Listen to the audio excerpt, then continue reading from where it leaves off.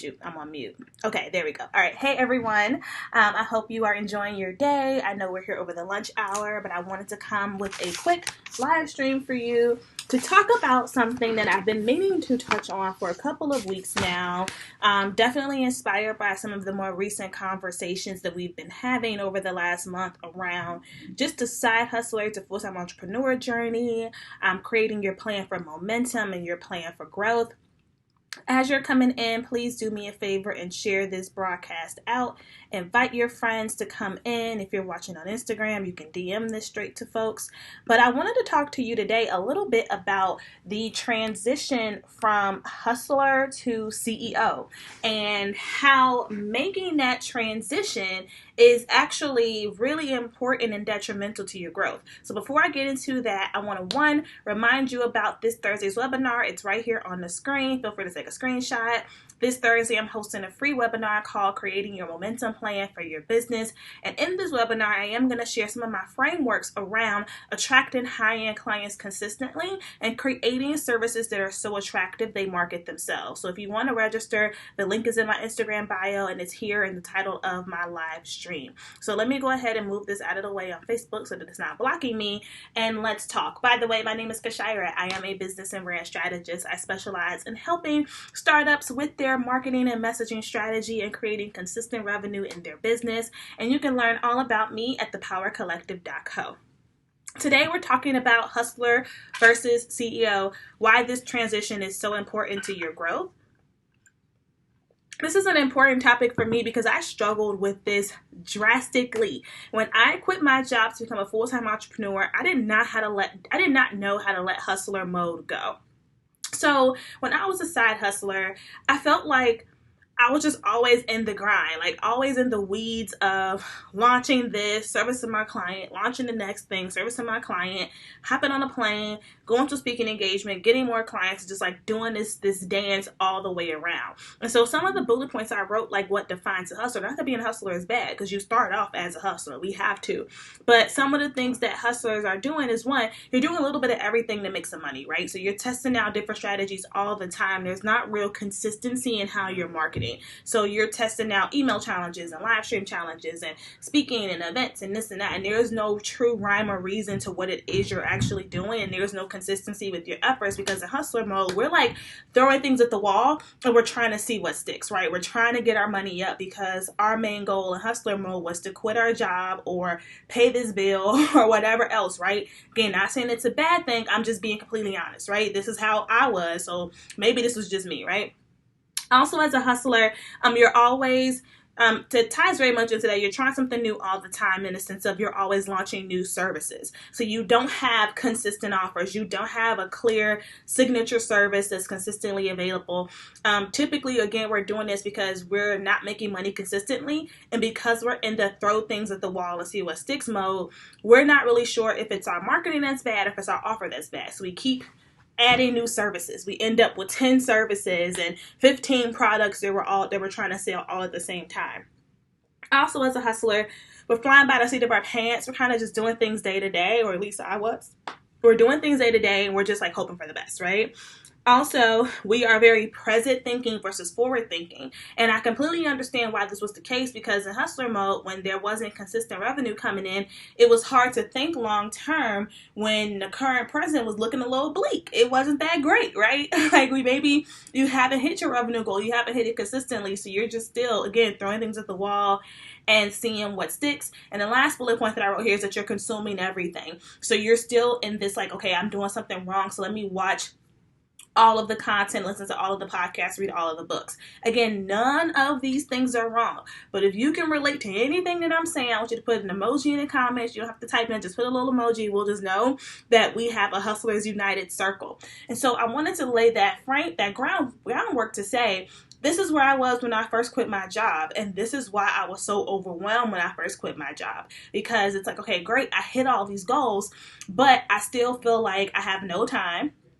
I still feel like I'm overwhelmed. I still feel in the weeds, and I don't have time to enjoy the lifestyle that I've now created for myself with the revenue goals that I've hit and the fact that I'm now a full-time entrepreneur. And I had to have this realization that I am not a CEO. I am not operating like a CEO. I am not operating like a founder. And I had to shift my own mindset now as to what this looks like, because ultimately I can't survive like that. I was hustling for a number of years.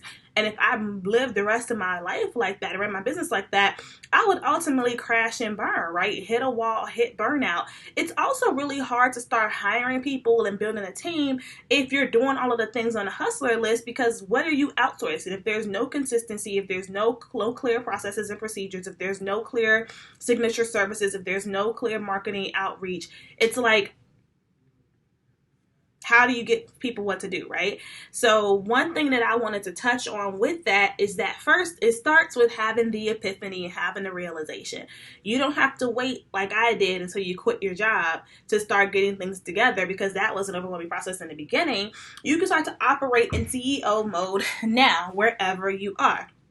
So in some of the things that I feel CEOs do, based on what I've seen and what I've started to do that's helped me out, is one, they have a clear revenue plan. So instead of just doing a little bit of everything to make cash in your business, CEOs have a revenue plan for their business. It's a quarterly plan, a monthly plan, and a yearly plan. But ideally, they're looking at their business and they're thinking about their products and services, what they have, what they're going to launch, what they're eliminating, and they can map out where their revenue is coming from. So let's say you have a clear goal of just, hey, I just want to hit $1,000, right? They break it down and say, well, 300 of that is coming from this service and the rest of it is coming from my membership group or whatever else, right? So they have a clear revenue plan and building that out.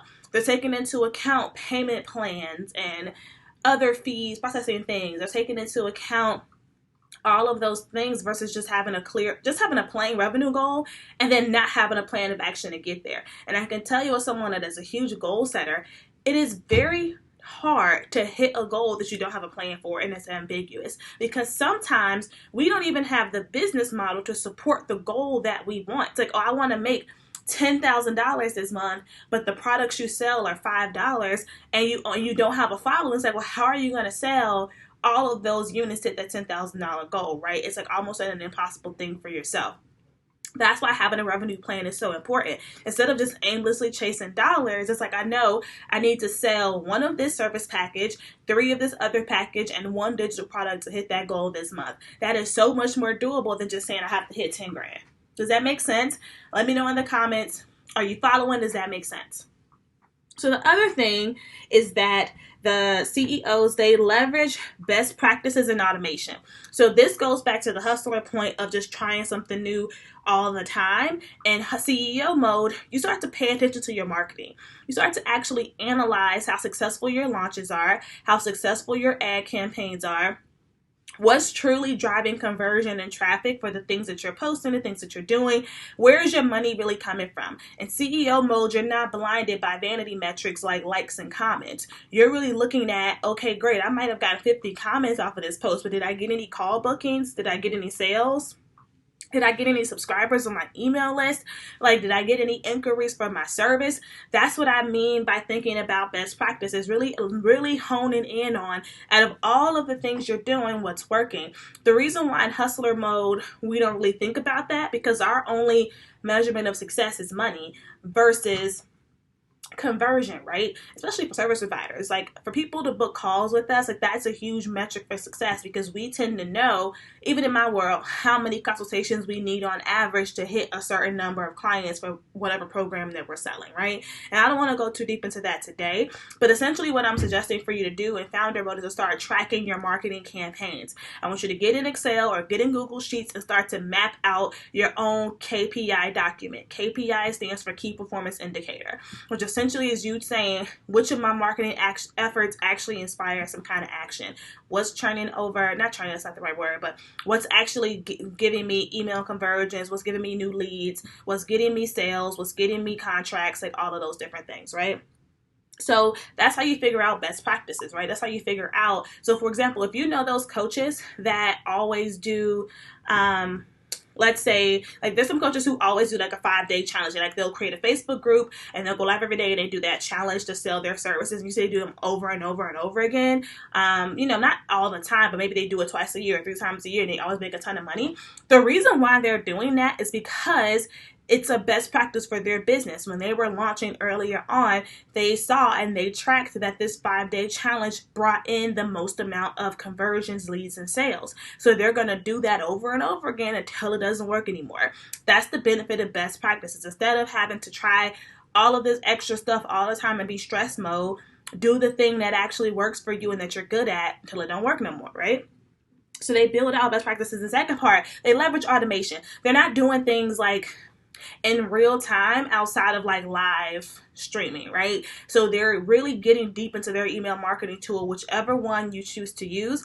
Actually spend some time learning how to use it. Learn how to set up the automations, learn how to set up the sequences, and or hire somebody else that does, get a team member, but leveraging automation so that you're not having to do these things in real time and that you actually have time to do the things that the founder should be working on, right? The next thing is I want to talk about having a calendar, right? And so this goes back to hustler point of flying by the seat of your pants, right? At least I did. Like, I just kind of did things day to day. Yeah, I had a calendar. I knew when I was creating content and when I was having client calls, but I wasn't really intentional with that calendar outside of just getting things done, right? And so as a founder, CEO, it's like, yeah, getting things done is important, but you also have to be a visionary. You have to also be able to create the vision for your company, the direction of your company.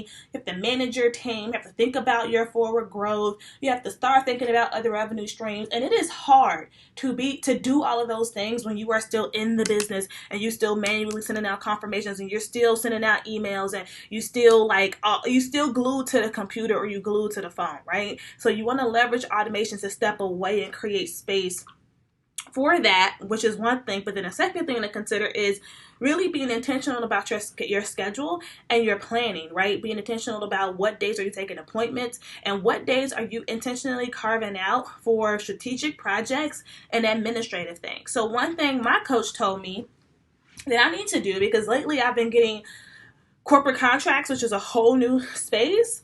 But one thing she told me to do is to start carving out corporate weeks in my calendar.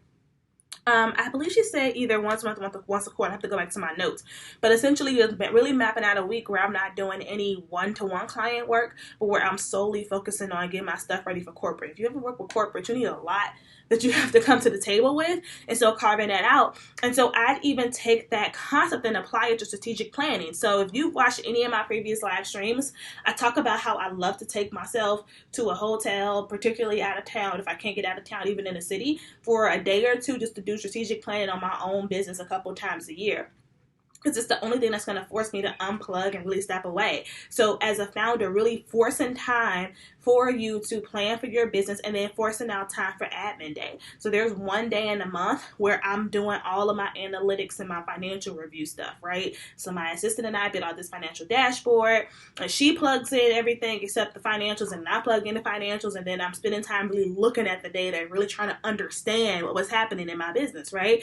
I have a certain day of the week, a couple hours within the week that is just for getting through my inbox and signing contracts and making sure I have the paperwork and just kind of going through paperwork stuff that you have to do, but making the time for it versus letting that stuff pile up, build up, and now everybody thinks that, you have communication problems because you never answer your email, you're never on time for stuff, and you don't have time for meetings. Like, you have to carve out time for that, right? So carving out CEO days is a really good takeaway for you to consider, or even a half day. If you want to start with a half day and then build up to a full day, and then spending time on a quarterly basis just reviewing your plan for your business is really, really important.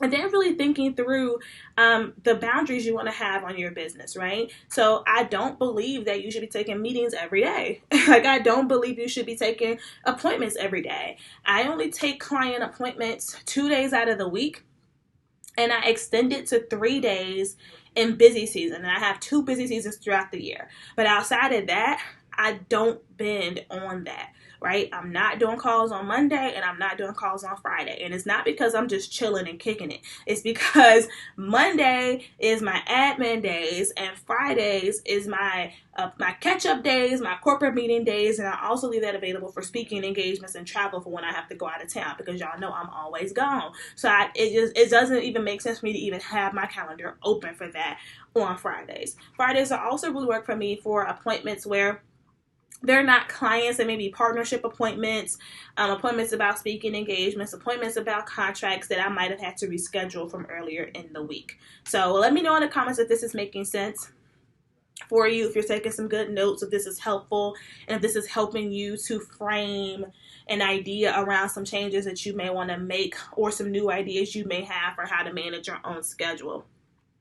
Something else that you do in CEO mode and founder mode, which sounds like something that we should know, but sometimes in hustler mode, we never really get to it. We never really make it a priority. And that's being forward thinking and having a growth plan, right? And so thinking about not only having your revenue plan for the year, but then having your 1 year, 2 year, not your 2 year, your 1 year, your 3 year, your 5 year, some even 10-year growth plan, right? Like, where are you trying to be when you get to year 3 in your business? Where do you want to be? How much revenue do you want to have? How big of a team do you want to have? Visualize this, build out your vision boards, right? Write this down somewhere. Really thinking about, a year 3, I was talking to a friend. She's like, we did a visualization exercise together. And she's like, I just see my name on a building somewhere. Like, I really want those. And she's mad close to that too. But she never even realized that that's what she wanted. And she never even realized where she wanted to expand to, right? And, even if your goal is to sell your business, right? Still visualizing that. And like, what's the next business going to be? So creating your growth plan, because these are the things that help you to make better decisions that are in alignment with your future versus saying yes to a little bit of everything, which is my lesson learned from the year. That's why I've been so overwhelmed, because I said yes to everything under the sun for the most part, because I was so excited and so geeked up that I'm like, oh my God, I'm a full-time entrepreneur. I can do whatever I want. And then I end up on a plane more than I'm in my apartment and I'm tired, right? And so it's really thinking through some of the things that I said yes to are very much worthwhile and very good opportunities. And some of the things that I said yes to, I'm just going to keep it 100 with you, were a waste of time. Some of these conferences and summits just weren't worth the efforts and energy, mainly because of it wasn't what I was told it would be. And so here I am traveling somewhere with layovers and stuff, stuck in hotels, not really able to sleep right and get work done for real. And these things just weren't worth it. And if I'd have been thinking about my own growth plan and doing things that were more in alignment with where I was trying to go, I probably wouldn't have said yes to those things. So I challenge you to think about that. I know thinking about the future can be hard if you're in hustler mode, because you don't know whether you're coming or going. And it's hard to envision yourself with your name on a building when you aren't even making $100 right now. And I'm saying it because that was me. Like, I remember I refused to think about, when this was like 2014, like I would refuse to think about being a full-time entrepreneur because I could not make, money consistently. Like, I had some months where things was great and some months where it was just like, why am I even doing this? Right? Granted, that was a long time ago, but it's something to think about, right? So you have to start to shift your mindset that just because you're here right now doesn't mean that you can't ascend higher. Let me be your example. Okay, let me be your example. I was not balling all the time. I was the person that had great strategies that worked for everybody else. All my clients was making more money than me for a long time because of a number of different things, right? Won't even get into that. But essentially, like, I didn't have it all together and I didn't have the consistent revenue. And I went from $500, not month, but like $500 quarter. Then I had like a $20,000 a year, $50,000 a year, then $100,000 a year. Like, if I can make that big of a jump, everybody can make a big jump. Okay. So anyway, moving on. The last thing I want to wrap up here is with being forward thinking and thinking about your growth, you have to also think about your development, right? And I know that I'm a coach and coaches always tell you that you should invest in your development, but this is really, really important, right? This is really, really important because as a CEO, you invest in your development, but you invest in your development strategically, right? You're not just buying something because it's on sale. You're not just grabbing this random workbook because you like the cover, but you're really investing in things that help you to fill gaps. So as a CEO and as a founder, you have to have a good amount of self-awareness to understand, where do I really need help? If you know you have really good ideas and you're really great at what you do, but you're not making money consistently, stop stressing yourself out and just get some help. Right? If you know that you have a really great product, but you struggle with sales conversations, just get some help, right? And so even though I feel like I'm doing really great in business, I still invest in programs. I still invest in coaches because I am thinking about, where am I trying to go? Where am I trying to go? Again, I'm taking advantage of things that's going to help me get closer to my vision. And someone on Facebook has really good comment. I need consistency in funds and customers. I completely understand that. When I made my first big investment in coaching, I had to save for a couple months. Ain't nothing wrong with that, right? If you know that you need some support, but right now ain't it, actively save, actively budget, actively put things to the side. My first major coaching investment, I had to save up for about 2 months. And that's because I got lucky that I got a bunch of clients right at the end, because it was going to be longer than that. But I did have my little piggy bank stash. And another coach that I follow, Bianca, she talked about on her Instagram, she was saying that one year when she was making consistent money, her husband asked her what she wanted for Christmas, and she said, I want a coach. So if anybody's buying you some holiday presents, ask them for some Visa gift cards or some cash towards your professional development, right? If you're, again, this is really about, and again, this is also going to be uncomfortable to think about, but it's also, and I had to have this discussion with myself of a how bad do I want it kind of deal too, right?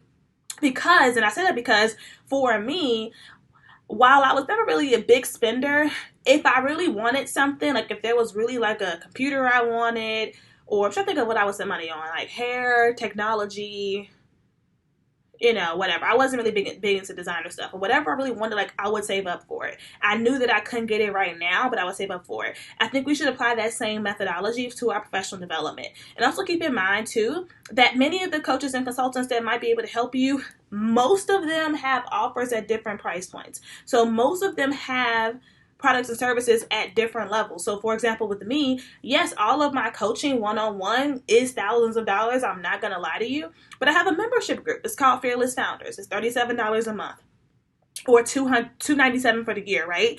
And that's a really good place to start. In Fearless Founders, you get unlimited access to all my trainings.